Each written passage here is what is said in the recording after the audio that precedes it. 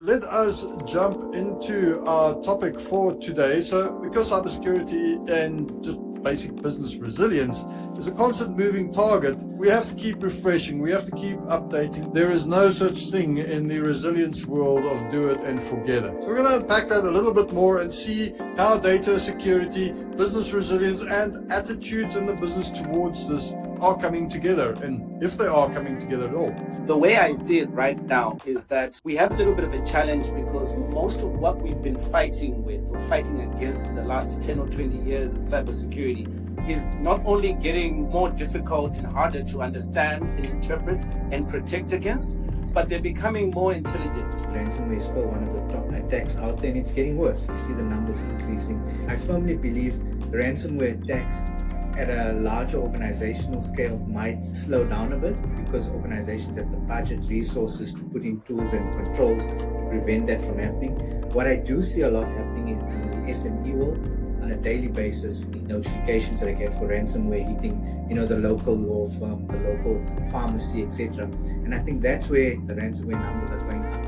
And it's important that we also extend how we manage data security into our communities, into our personal lives, into the SMEs spaces, because generally they don't have the budgets or they don't have these things top of mind. My colleagues have covered the topic around identity management and payment information leaking and so on.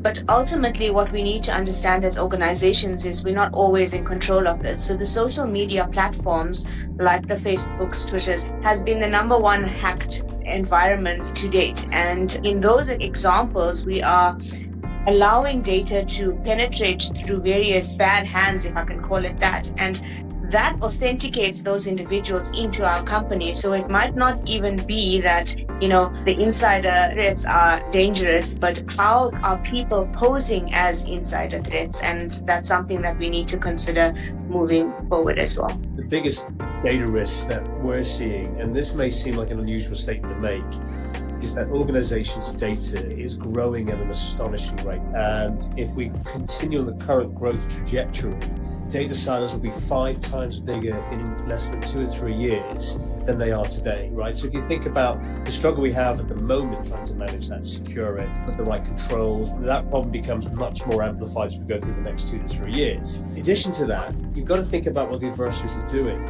We're seeing an awful lot of automation through AI and generative AI. But there is an answer and there is a way forward. That concludes our webinar for today. We are talking about discovering data security posture management, also just the larger question of what's happening in data and security out there today. Please enjoy the rest of your day and we'll see you in the next one. Thank you.